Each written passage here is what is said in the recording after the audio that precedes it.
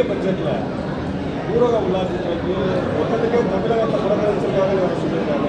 ஏற்கனவே ஊரக வளர்ச்சித்துறை மத்திய அரசுனால எந்த பங்கு வர்றதில்லை. இப்போ இந்த மத்திய பட்ஜெட்டில் பங்கு ஒதுக்கியிருக்காங்கன்னா என்ன மாதிரி நீங்கள் மத்திய பட்ஜெட்டை பார்க்குறீங்க?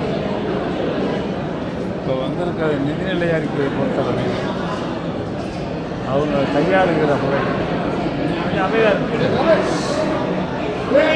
மத்தியில் இருக்கக்கூடிய அரசு, பாஜக அரசு கையாளுகின்ற முறை மற்ற மாநிலங்களை ஜனநாயக நாட்டில் மாற்றாந்தாய் மனப்பான்மையோடு அதை பார்க்கிறது. அவர்கள் ஏதோ இந்த ஆட்சியை தக்க வைக்க வேண்டும் என்பதற்காக அந்த மாநிலங்களுக்கு, ஒரு குறிப்பிட்ட மாநிலங்களுக்கு நிதி ஒதுக்கீடு செய்து மற்ற மாநிலங்கள், தமிழகம் ஒட்டுமொத்தமாக தமிழகம் இந்த துறைன்னு இல்லை, எல்லா துறையிலையுமே நிதி ஒதுக்கீட்டில் பாராபட்சம் காட்டப்பட்டிருக்கு. உங்களுக்கே நல்லா தெரியும். அதாவது மனித வாழ்வினுடைய வெள்ளம், புயல் என்பது மனித உயிர்களுடைய தொடர்புடையது. உலகமே இன்றைக்கி என்ன சொல்லுதுன்னா, நீங்கள் ஒரு மனித உயிருக்கு இழப்பு வந்தால் உலகமே குரல் கொடுக்கின்றார். எல்லா நாட்டினுடைய பிரதமர்களும் தலைவர்களும் குரல் கொடுக்கிறார். ஆனால் தமிழ்நாட்டில் திடீரென்று 91 சென்டிமீட்டர் மழை பெய்து மக்கள்லாம் அவதிப்பட்ட நேரத்தில், தூத்துக்குடி, திருநெல்வேலி மாவட்ட மக்கள் அவதிப்பட்ட நேரத்தில் நம்முடைய மாண்புமிகு முதல்வர் தளபதியார் அவர்கள், மு.க. ஸ்டாலின் அவர்கள், மாநில அரசில் நிதி பற்றாக்குறை இருந்தாலும் அவையெல்லாம் வீடு இல்லாதவர்களுக்கு வீடு கட்டி கொடுப்பதற்காக உள்ளாட்சித்துறை மூலமாக உத்தரவிட்டு அதற்கு உடனே நிதி ஒதுக்கீடு செய்து கொடுத்தவர் நம்முடைய முதல்வர் தளபதியார் அவர்கள். அது மட்டும் இல்லை, அவங்க என்ன பண்ணாங்க, என்னென்ன பாதிப்புகள் வந்தால் விவசாயிகளுக்கு ஏற்பட்ட பாதிப்பு, சாதாரண ஏழை எளிய மக்களுக்கு ஏற்பட்டிருக்கிற பாதிப்பு, அவர்களுக்கு நிவாரணம், இவையெல்லாம் தாராளமாக அள்ளி நம்முடைய தமிழக மக்கள் பாதிக்கப்பட்டிருக்கிறார்கள்.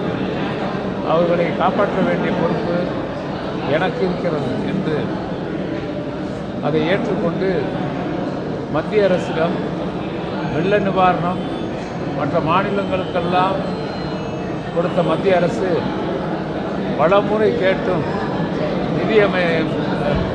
எல்லாம் ராஜ்நாத் சிங் வந்தார், நிர்மலா வந்தாங்க, நிதியமைச்சர் பார்த்தாங்க. வந்துட்டு நான் கோயிலுக்கு போயிட்டு சாமியை கும்பிட்டு வெளியே அவங்க சொன்ன வார்த்தை ஒன்று கூட எதுவுமே தமிழ்நாட்டினுடைய கோரிக்கையை கணக்கில் கொள்ளவில்லை. நம்ம பலாயிரம் கோடி கேட்டோம், 1 கோடி கூட ஒதுக்கீடு செய்து தரவில்லை. ஒவ்வொரு ஆண்டும் மழை வெள்ளமோ அல்லது வறட்சி நிவாரணமோ ஒவ்வொரு மாநிலத்துக்கும் இவ்வளவு தொகை கொடுக்க வேண்டும் என்று இருக்கிறது. அந்த 200 கோடியோ 300 கோடி 500 கோடின்னு வச்சுக்கோங்க, அதுக்குள்ள நிதியை எடுத்துக்கன்னு தான் சொல்லியிருக்காங்களே தவிர இவங்க எந்த நிதியும் சிறப்பு நிதி அதான் தட் இஸ் அண்டர்லைன், சிறப்பு நிதி கொடுக்கவே இல்லை என்பது தான் யதார்த்தமான உண்மை. சிறப்பு நிதி கொடுக்கல தமிழ்நாட்டுக்கு வெள்ள நிவாரணம்.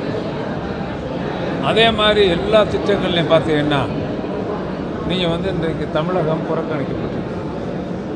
மெட்ரோ ரயில் திட்டத்துக்கு மத்திய அரசும் நிதி கொடுக்குறேன்ட்டு 12,000 கோடி முதலமைச்சர் 3 ஆண்டு காலத்தில் ஒரு 1000 தடவை கோரிக்கை வச்சுருக்காங்க மத்திய அரசு, ஆனால் கொடுக்கல.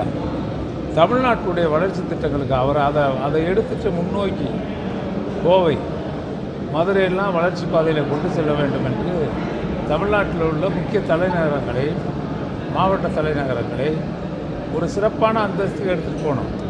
ஏன்னா தொழில்துறை இருந்த மாவட்டம் உங்களுக்கு கோவை, அது கட்டாயம் வேணும். அது ஒரு இன்டர்நேஷ்னல் அளவுக்கு இருக்கக்கூடிய தொழில்துறையிலே ஏற்றுமதி இறக்குமதியில் திருப்பூர் மற்றும் கோவை இவையெல்லாம் இருக்கிறது. மதுரையும் அதோடு, திண்டுக்கலும் அதோடு சேர்ந்து இருக்கிறது ஏற்றுமதி. இப்படி இருக்கிற பட்சத்தில் எந்த மாவட்டத்தினுடைய வளர்ச்சிக்கும் சிறப்பு நிதி கொடுக்கப்படவில்லை. இன்றைக்கி ஒரு தலைநகரம் அமைக்கிறதுக்கு சிறப்பு நிதி கொடுத்துருக்காங்க.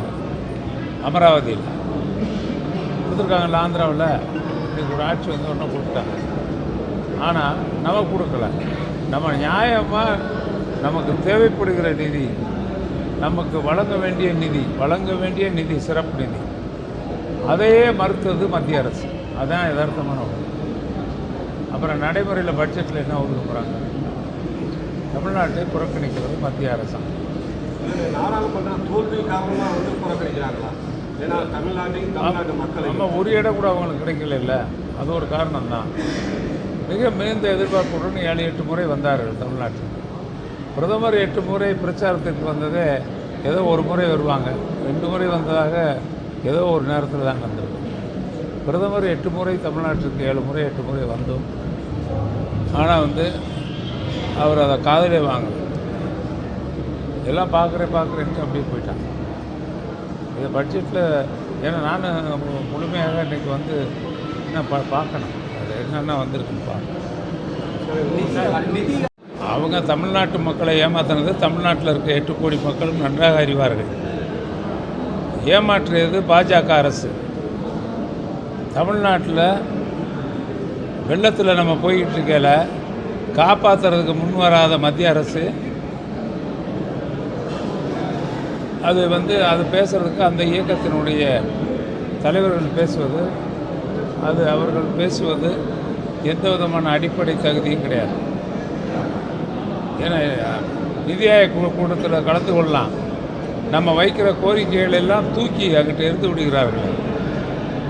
எதையுமே அவங்க வந்து இது வரைக்கும் ஒரு பரிசீலனை கூட எடுக்கலையே, கொடுக்கவே இல்லையே.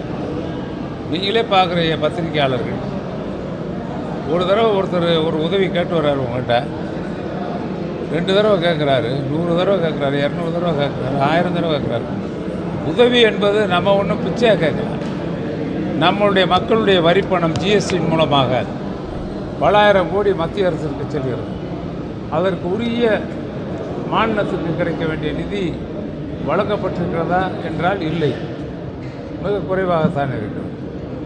ஒன்றுமே அதாவது ஜிஎஸ்டியே கட்டாத ஊபி மாநிலத்திற்கு எத்தனையோ லட்சம் கோடி ஒதுக்குறாங்க. என்னென்னா அடுத்த தேர்தலில் 80 தொகுதி வரணும்னா, தமிழ்நாட்டுக்கு 40 தொகுதியில் ஒரு தொகுதி கூட வரல. அதனால் ஒரு குறுகிய மனப்பான்மையோடு தான் இன்றைக்கு மத்திய அரசு செயல்படுகிறது. குறுகிய மனப்பான்மை நல்லா தெரியும். அவங்க குறுகிய மனப்பான்மைக்கு அவங்களுக்கு சரியான முடிவு கிடைக்கும், பாடம் கிடைக்கும். எங்களுடைய முதல்வர் அவர்கள், தளபதியார் அவர்கள் நிதிநிலைக்கேற்ப முக்கியமான எந்த திட்டங்களையும் தேர்தலில் கொடுத்த வாக்குறுதி அத்தனையும் நிறைவேற்றி விட்டார்கள். அதில் ரொம்ப பெரிய திட்டம் மகளிர் உரிமை தொகை, அதவே நிறைவேற்றி கொண்டிருக்கிறார்கள். 1,16,00,000 பேர் கொடுத்தாரு, இப்போ 1,50,000 பேர் கொடுத்துட்டாரு, தொடர்ச்சியாக கொடுக்க போகிறார். யார் யார் எங்கேருந்து குரல் வருகிறதோ எனக்கு கிடைக்கவில்லை என்று அவர்களெல்லாம் வழங்கப் போகிற அரசு தான் நம்முடைய முதல்வர் தளபதி ஸ்டாலின் அவர்களுடைய அரசு என்பதை நான் மகிழ்ச்சியோடு தெரிவித்துக் கொள்ள வேண்டும். சொல்லுங்கள், எனக்கு தயவுசெய்து கொஞ்சம் விசாரிச்சு சொல்லுங்கள். நான் இல்லை நம்ம வந்து அதை அனுமதிக்க மாட்டோம். இப்போ நாங்கள் விசாரிச்சிடுவோம். கண்டிப்பாக தமிழ்நாட்டில் உரிய ஏழைகளுக்கு அந்த பணம் அவங்க கையிலே போய் சேரும், வேறு யார் கைக்கு போகாது, அவங்களுக்கு போய் சேரும். யாராவது தெரியாதவங்க அப்பாவி சப்பாவி அவங்க வந்து எங்கேயாவது ஒன்று நடந்துச்சுன்னா நான் வந்து அதை நிச்சயமாக வந்து அதை வந்து நாங்கள் அனுமதிக்க மாட்டோம். வீடு கட்டுற திட்டமெல்லாம் வந்து நாங்கள் வந்து அது ரொம்ப முக்கியமான திட்டம். முதலமைச்சருடைய திட்டத்தில் மிக முக்கியமான திட்டம். 8 லட்சம் பேர் வீடு இல்லாமல் இருக்காங்க தமிழ்நாட்டில். 8 ஆண்டு காலத்தில் கட்டி முடிக்க 6 ஆண்டு காலத்தில் கட்டி முடிக்க வேண்டும் என்று உறுதி செய்து இன்றைக்கு 1 லட்சம் வீடை 3500 கோடி நிதி ஒதுக்கீடு செய்து வழங்கியிருக்கிறார்கள். அந்த திட்டத்தை மிகச்சிறப்பாக செயல்படுத்துவோம். அது முதலமைச்சர் முடிவு செய்வார். கட்சியினுடைய தலைவர், தமிழகத்தின் முதல்வர் முடிவு செய்வார்.